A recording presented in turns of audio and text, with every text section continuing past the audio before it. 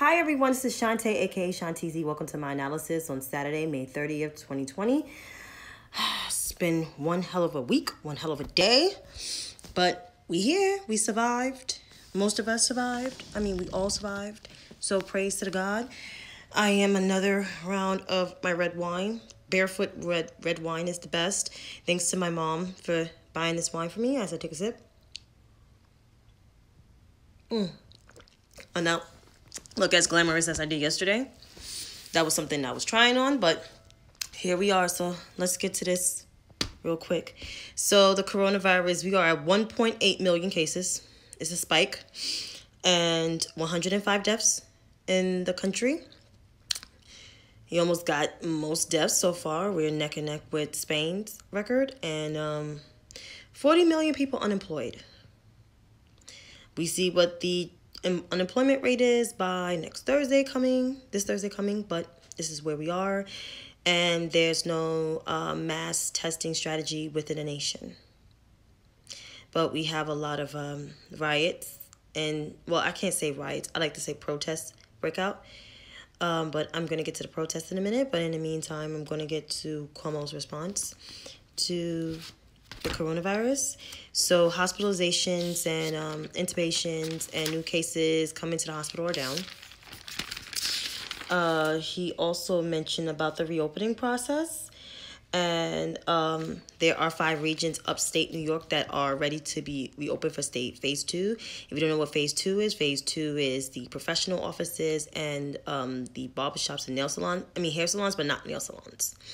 Only by appointments only, and only 50 capacity. So if you want to read more of the phase 2, if you live in New York, just go on the website and you look at it from there.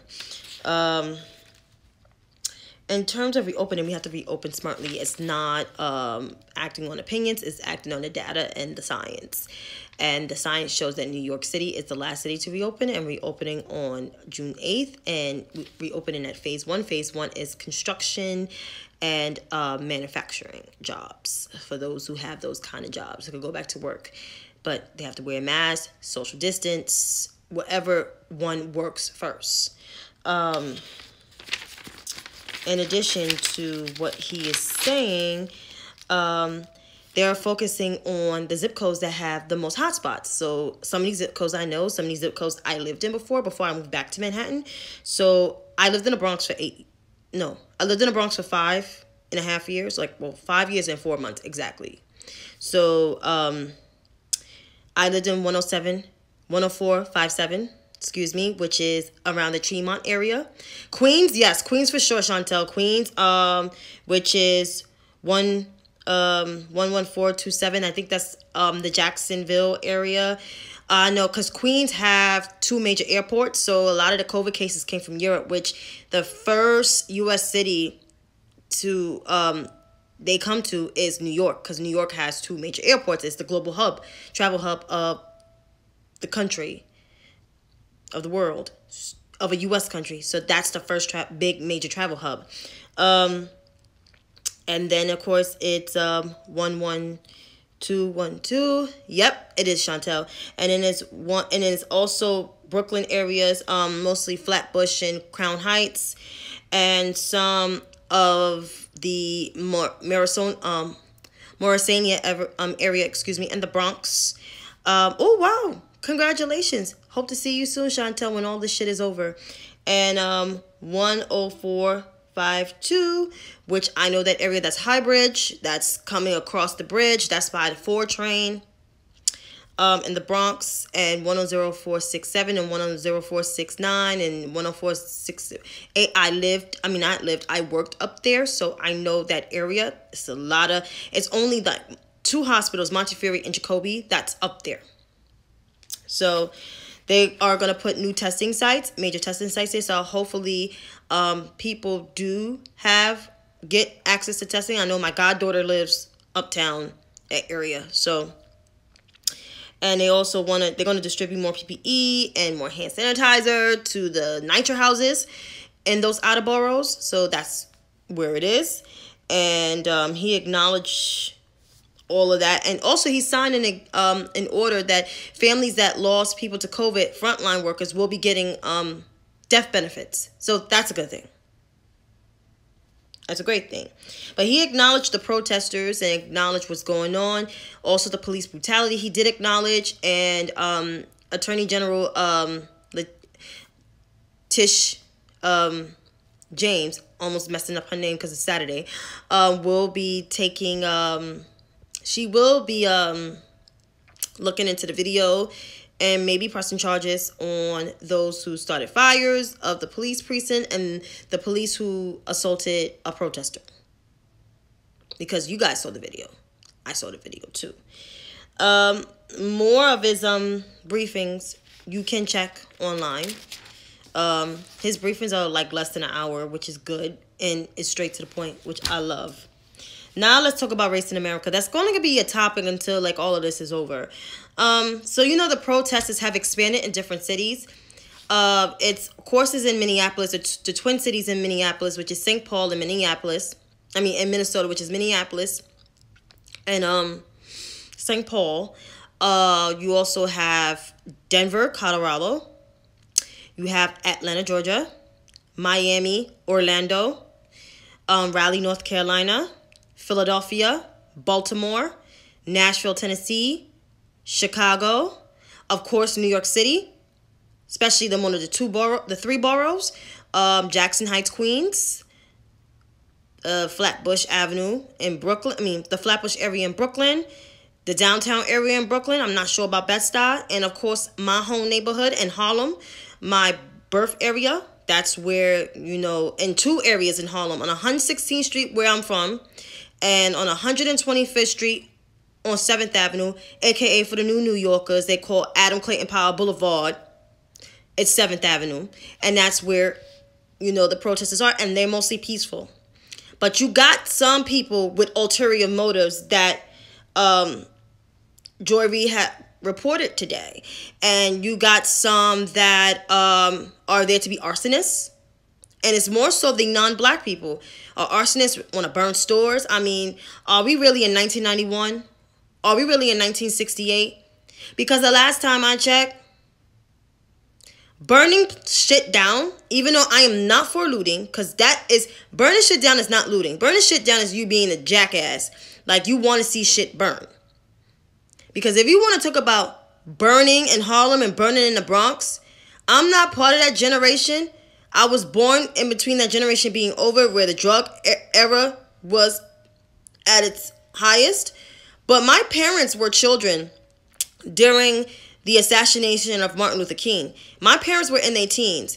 My mother grew up down south, so it was a little different for her versus my father grew up in New York City, and he saw the riots. He's from Harlem. Like me, he was born in Harlem at that time. He was raised in Harlem at that time.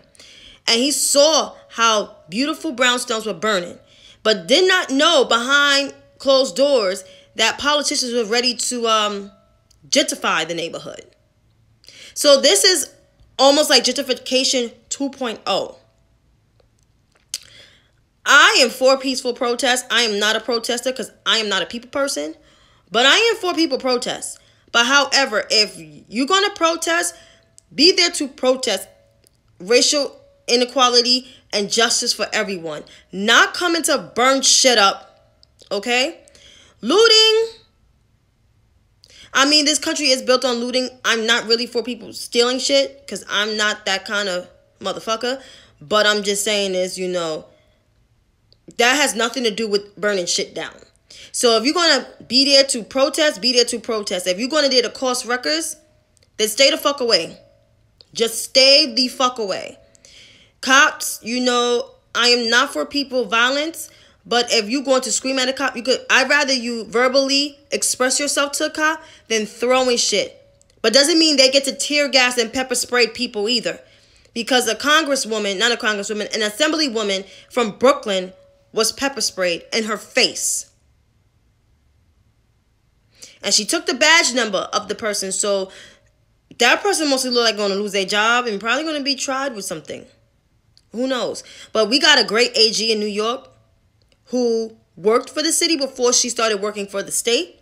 So most likely that person ain't gonna have their job. I can tell you that right now. Ain't happening.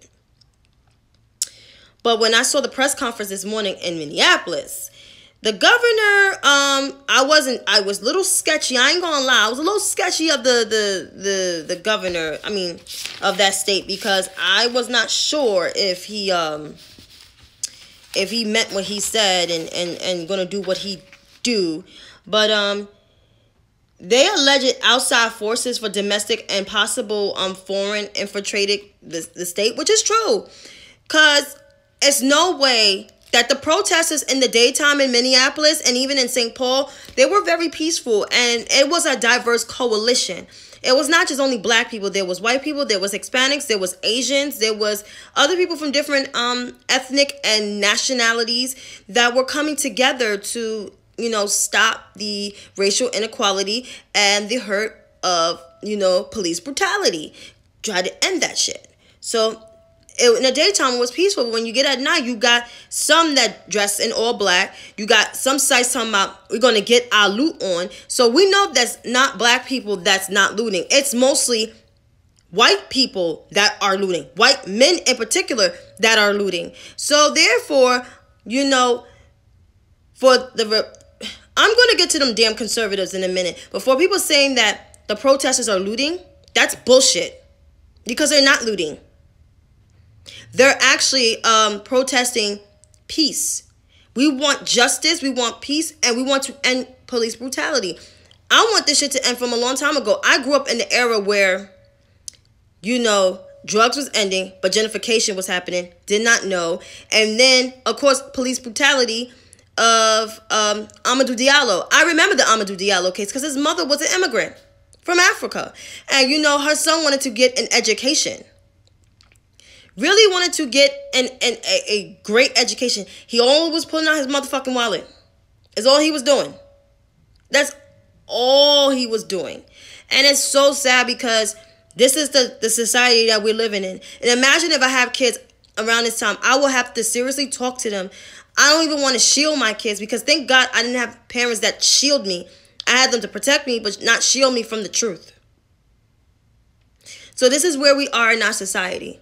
And it's so sad because we have to consciously be woke. We have to know what's going on. We got to preach to our kids not to be this way because you will be handcuffed. It's sad. This is the America we have to live in. But thank God, we have videos and we have cameras and we have everything to document the behavior of these people and these authoritized, I can't even explain the word, and these positions. But back to the press conference in Minneapolis, in Minnesota, they were reaching out to the Homeland Security and they activated the National Guards. They haven't done it in 164 years, so this is serious. And they issued curfews, but they did added that it's white nationalists because there was websites saying they were going to do what they're going to do. So this is kind of good in the way. Hopefully they don't put their fucking hands on people. That's all I'm saying. But just to keep the peace and let them express their First Amendment right.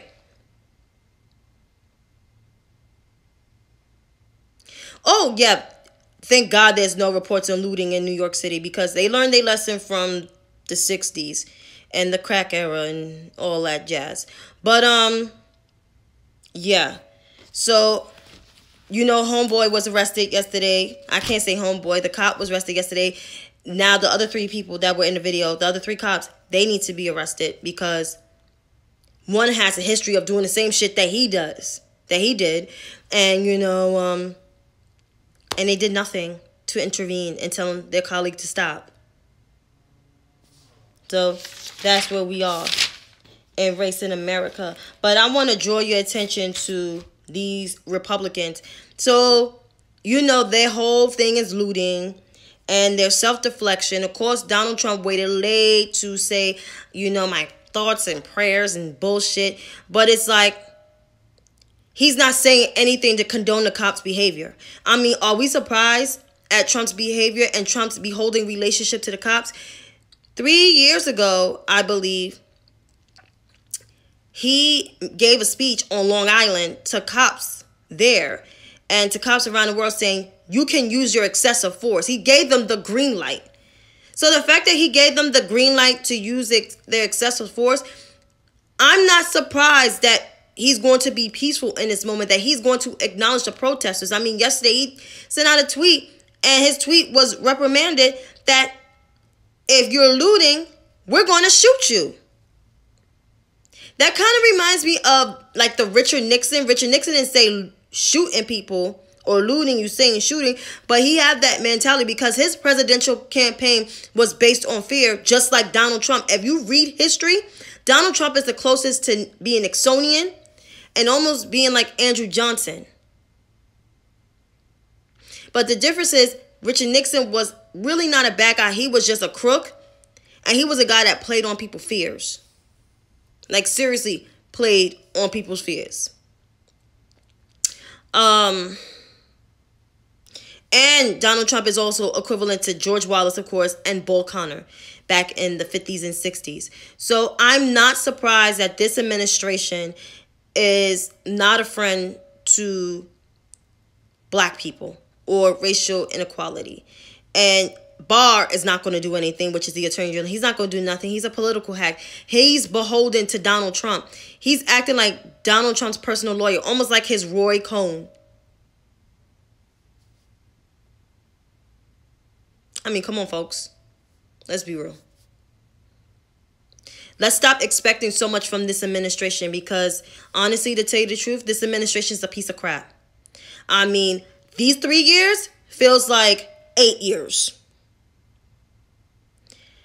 Like I said, if I had a kid in this administration, I probably won't have the news on that much, but I won't hide the truth from them. I would just tell them, be careful with the words you say. And it's so sad because you got to tell your kids you can't watch the State of the Union because the quote-unquote president of the United States curse. You can't watch the news that have current events because of Donald Trump's behavior and his disrespect to the office, the highest office of the land. So you can't have conversations like that with your kids. Like, thank God I am not working in after school. I mean, I don't want to, again, where I have to talk to kids about shit like this. That's all I'm saying. But these senators, now, their deflection is Antifa. Antifa left. And Donald Trump is using that rhetoric to, first of all, like I said, these protesters are not doing the looting. They're not doing the burning. They're marching and chanting like the people in my parents' day back in the civil rights movement. That's what they were doing. And they were getting spit on and dogs unleashed on them. That's what was going on. And the same thing with Fox News. They with that bullshit too. I mean, come on. I mean, you know, like, these right-wingers and these conspiracy theorists on the right is just doing the absolute most to downplay protesters' free speech. But it's okay for people in Michigan to come with rifles and Confederate flags and tiki torches and swastikas and screaming at cops' face and threatening governors to protect their ass so they can go back to work in unsafe conditions. They the ones that should be arrested, not the protesters protesting peacefully. So that too is kind of fucking stupid. And I'm sorry for the curses, but like I'm fed up. I'm honestly fed up with this shit. I'm just fed up with the two sides. And political is like, oh, Donald Trump is torn between, you know, the police and the protesters. No. He's beholden to the police so he can get another re-election win. Come on, folks. We know what time it is. And he's trying to paint Joe Biden as this racist, which, even though he said the wrong thing about you ain't black comment, but there was some truth to that shit. Let's be real. There was truth. And all these black people for Trump, like Candace Owens, Brandon Tatum, Terrence K. William, and Paris Denard, and like Coon Pastor. I mean,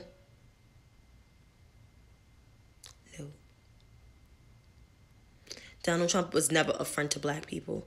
Growing up in New York City, for those New Yorkers that are watching me, you know Donald Trump was never a friend to black people. Never. Ever. And Jamila, I understand your kids are shocked, and I'm pretty sure your kids will tell their kids what they lived through. A pandemic and protests of racial inequality and a horrible president. But that's where we are in the world. And these Republicans acting like they're concerned for the protesters, but then again, you're not, because you call them Antifa left. And the same goes for the progressives on the left. The Bernie Sanders crew, the AKA Green Party voters, the grifters, who are getting mad because Senator Kamala Harris went to support the protesters in solidarity. As a U.S. sitting senator, that's good. Because what other senators are doing that shit? Let's be real. What Congress people are doing that besides state and local officials? She's the major politician doing that. And not doing that for clout. She's doing that because she really cares about what's going on in our community. Come on, since the coronavirus, she's been releasing bill after bills after bills. Even didn't get to the Senate floor. But the bill that I'm talking about with the $2,000 a month until March 2021, that sounds kind of good to me. I mean, their beloved Bernie Sanders ain't out there, you know. He's not out there releasing no statements about the George Floyd thing. I didn't see him making no public statement. He haven't been on TV like in weeks.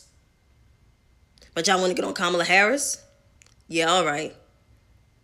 Okay. I'm just tired of the divisive, the rhetoric, the nastiness, the division. I'm ready for a new leader. I'm ready for 2021 because this year already sucks. And we're 1 day away from June. And this already sucks. It just sucks. So what I can say to end this live, if you got children, say prayers with them. If you don't pray, read a book to them. Tell them stories. Try to do like an activity, like a coloring activity, a painting activity, work out outside, instead of running like a muck outside like some of these kids where I live at. Like, do something constructive with them because, these are some really crazy times. I'm glad to be an adult around this time. If I was a kid around this time, I would be like sad in my room every day because this is not a good time for America. We're in the midst of not only a pandemic, but we are in the midst of, a culture war almost. Stoked by the leader of the free world, who's supposed to be the healer for the country. This is where we are in America. And the only thing I can say, we got to pray. We may be distant, but we got to pray and we got to stick together with this and vote. Because if we sit back and not vote and not pray, this man will be in here for another 4 years. And if you think this is bad, it can only get worse. So my suggestion to you is, let's stay prayed up and let's vote. November 3rd. Let's get it.